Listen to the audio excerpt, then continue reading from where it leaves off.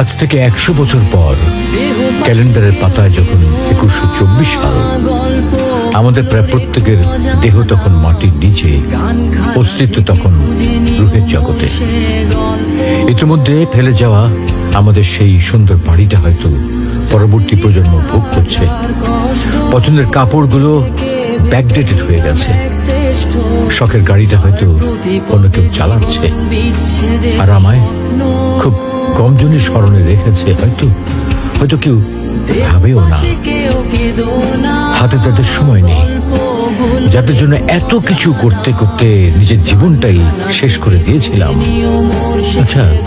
আচ্ছা, বাস্তবতার এই জীবনে আপনি আপনার দাদাকে কতবার স্মরণ করেন?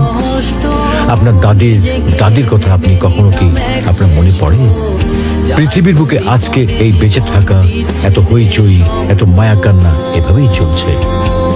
গত হওয়া অসংখ্য প্রজন্মকে টপকে আমরা এই জীবন লাভ করেছি। তেমনিভাবে আগামীতে অসংখ্য প্রজন্মের ভিড়ে হারিয়ে যাবে আমাদের এই জীবন। কিন্তু খুব কম লোকই সময় পায় ফেলে যাওয়া জীবনটা একটু ফিরে দেখার। বাস্তবতা হচ্ছে এই জীবনটা আমাদের কল্পনার চেয়েও অনেক অনেক ছোট।